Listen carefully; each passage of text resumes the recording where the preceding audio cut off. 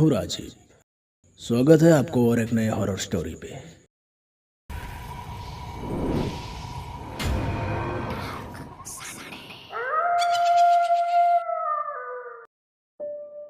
एक घनघोर अंधेरी बरसात की रात, जहां आसमान में काले बादल गरज रहे थे,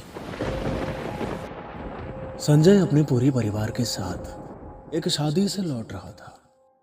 सामने की गाड़ी में संजय के भैया भाभी और उसके माँ बाप बैठे थे और पीछे की कार में संजय और उसकी पत्नी रीमा। दो गाड़ियों के बीच सिर्फ कुछ ही दूरी का फासला था। वक्त के अनुसार बारिश की मात्रा और तेज होता जा रहा था। ऐसी तेज बारिश में उन लोगों की कार एक सुनसान सड़क से होते हुए हाईवे की ओर बढ़ रहा था, जो सड़क दोनों ओर जंगलों से घेरे थे और ऊपर से वहां सन्नाटा ही सन्नाटा। दूर दूर तक वह कोई भी घर नहीं दिख रहा था। वहां के अंधेरा और सन्नाटे में वो सड़क और भी डरावनी लग रही थी। काफी समय चलने के बाद रीमा बोलने लगी, संजय, गाड़ी थोड़ा साइड में कर सकते हो? मुझे थोड़ा हल्का होना है। ये सुन के ड्राइवर कहने लगा, मेम साहब, यहाँ उतरना ठीक नहीं होगा। ये सड़क उतना ठीक नहीं है। एक तो यहाँ सन्नाटा ही सन्नाटा है और ऊपर से आए दिन यहाँ हुए हादसे के बारे में अक्सर सुनने को मिलती है। ड्राइवर की बात सुन के संजय बोलने लगा, हादसे? कैसे हादसे? साहब, लोग कहते हैं इस सड़क पे रात को छलावा घूमते हैं। यदि कोई रात को यहाँ उतरा तो उसे वो अपना शिकार बना लेते हैं। आप चिंता मत कीजिए, थोड़ी ही देर में हम हाईवे पहुंचेंगे। तो संजय रीमा को बोला, हाँ रीमा, हमें यहाँ उतरना ठीक नहीं होगा। और देखो, ऊपर से बारिश भी हो रहा है। यदि तुम बाहर निकलोगे तो पूरी तरह भीग जाओगे। बस और कुछ समय रोक के रखो। हाईवे पहुँचते ही तुम हल्के हो लेना। ठीक है, पर थोड़ा जल्दी जाने को बोलो प्लीज। तेज रफ्तार में उनकी कार हाईवे की तरफ बढ़ रही थी कि तभी अचानक गाड़ी के नीचे से एक बड़ा सा आवाज आई, जैसे कि मानो उस कार ने किसी इंसान को ही कुचल दिया हो। और धीरे धीरे वो गाड़ी एक पेड़ के नीचे जाके रुक गई। तो संजय बोल उठा, अरे हुआ क्या? गाड़ी क्यों रुका? तो ड्राइवर बोला, लगता है गाड़ी पंक्चर हो गई। ओह शिट, इसे भी अभी खराब होना था। पता नहीं अब कितना देर लगेगी।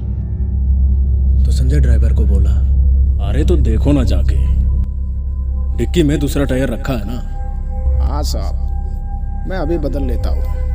गाड़ी से उतर के वो ड्राइवर पीछे की ओर गया। तब तक बारिश भी हल्की हो चुका था। करीब 15 से 20 मिनट हो गया था, लेकिन उस ड्राइवर की कोई अता पता नहीं। तो संजय कार के भीतर से ही बोलने लगा, हुआ कि नहीं पता नहीं क्या कर रहा है। रुको, मैं ही देखता हूँ जाके। नहीं नहीं, प्लीज तुम मत उतरना। सुना ना ड्राइवर ने क्या कहा था। और वैसे भी वो तो कर रहा है ना, करने दो। बात को समझा करो रीमा। अगर हम यहाँ फंसे रहे ना तो सुबह तक हमारी लाशें मिलेंगी, लाशें। संजय गाड़ी से उतर के जब पीछे गया तो देखा वो ड्राइवर टायर लगवा चुके थे। संजय को देखो बोलने लगा, अब गाड़ी में जाके बैठिए, मैं अभी आता हूँ। वापस आके वो ड्राइवर जब गाड़ी स्टार्ट किया तो गाड़ी स्टार्ट ही नहीं हो रहा था। एक पल के लिए वो तीनों घबरा गए थे। उसी समय जब संजय अपनी नज़र सामने गड़ाई तो देखा उसके भैया के गाड़ी कहीं दिखाई नहीं दे रहा था। बहुत कोशिश के बाद किसी तरह गाड़ी स्टार्ट हुआ और वो लोग आगे बढ़ने लगे। जितने आगे बढ़ रहे थे उनके धड़कनें भी तेज हो रहे थे। तभी अचानक संजय की फ़ोन की घंटी बजी। फ़ोन में और कोई नहीं, उसका बड़ा भाई था, जो सामने की गाड़ी से वो लोग आगे निकल चुके थे।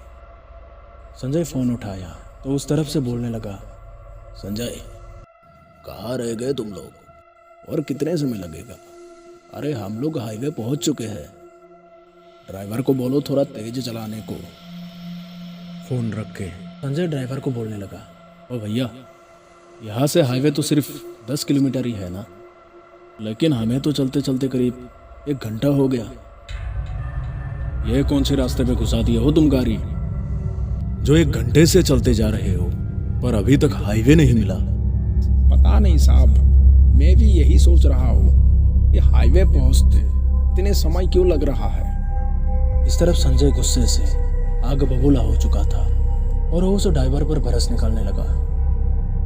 बहुत समय बीतने के बाद जब उनकी नज़र बाहर की तरफ गई तो देखा वो लोग दोबारा घूम के उसी जगह पे वापस आ गया है जहां उनके टायर पंक्चर हुई थी।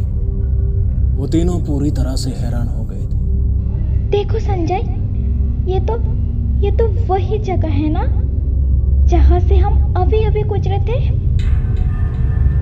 संजय थोड़ी गुस्से में बोलने लगा, अबे ड्राइवर की बच्चे, अब ये क्या चक्कर है, हमें वापस वहां पे क्यों लाया? ड्राइवर की शरीर पसीना पसीना हो गया था और वो डर डर से कहने लगा, साहब मैं यहाँ नहीं ले आई, मुझे लगता है हम भी छलावा का शिकार बन चुके हैं। क्या मतलब तुम कहना चाहते हो कि हम तीनों में से किसी को छलावा ने पकड़ लिया है? यानी हमें भी छलावा ने पकड़ा है? ये क्या बोल रहा है संजय? अरे कुछ भी नहीं, ये सब साले इसका करतूत है। अगर इसे हम गाड़ी से निकल देना तो सारे मुसीबत ही खत्म। तभी संजय उस ड्राइवर की गर्दन पकड़ के उसे गाड़ी से बाहर फेंक दिया और वो खुद ड्राइव करके आगे बढ़ने लगा। वो लोग चलते रहे और करीब 15 से 20 मिनट बाद वो लोग दोबारा उसी पेड़ के नीचे आके खड़े हुए जहाँ से थोड़ी देर पहले गुजरे थे।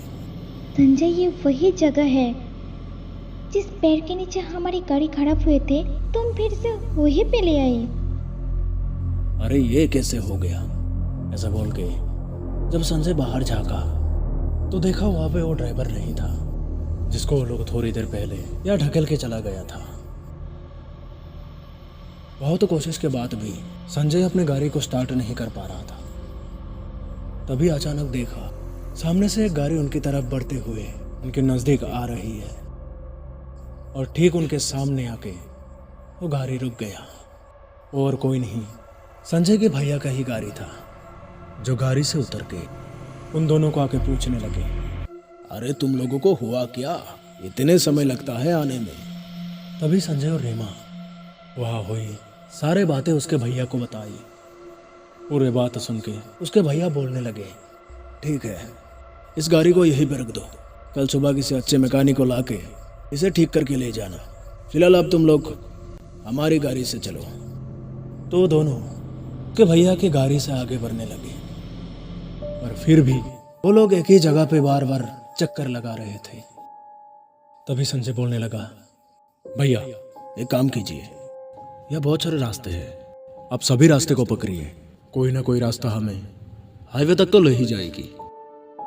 संजय की कहे अनुसार वो लोग वहाँ के हर रास्ता पकड़ने लगे, पर फिर भी वो लोग जंगल से निकल नहीं पा रहे थे।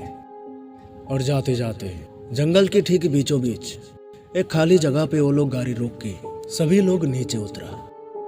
ठीक उसी समय संजय की पीछे से कोई उसके सर पे वार करके उसे नीचे गिरा दिया। नीचे गिरते ही उसके भैया बोलने लगे, अरे रीमा, ये तुमने क्या किया, अपने पति को ही मार दिया। जवाब में रीमा बोलने लगी, क्योंकि भैया छलावा और किसी को नहीं, इसे ही पकड़ा था और मैं सिर्फ इनको बेहोश किया ताकि इनके अंदर से वो छलावा निकल जाए, क्योंकि ड्राइवर के साथ साथ ये भी गाड़ी से नीचे उतरे थे और तभी से इनका हाव भाव पर बदलाव नजर आ रही थी। भैया, जो इंसान एक मुट्ठी नहीं मार सकता वो उस ड्राइवर को बेदर्दी से मार के नीचे ढकेल दी। और यहाँ भी हम सबको तब से गोल गोल घुमा रहा है, जो कि यहाँ तो हम पहली बार आए हैं, तो इन्हें यहाँ का सरके कैसे मालूम। संजय के अंदर से छलावा निकलते ही वो लोग किसी तरह उस जंगल से अपने घर पहुंचे और दोबारा उस रास्ते की ओर कभी नहीं गया।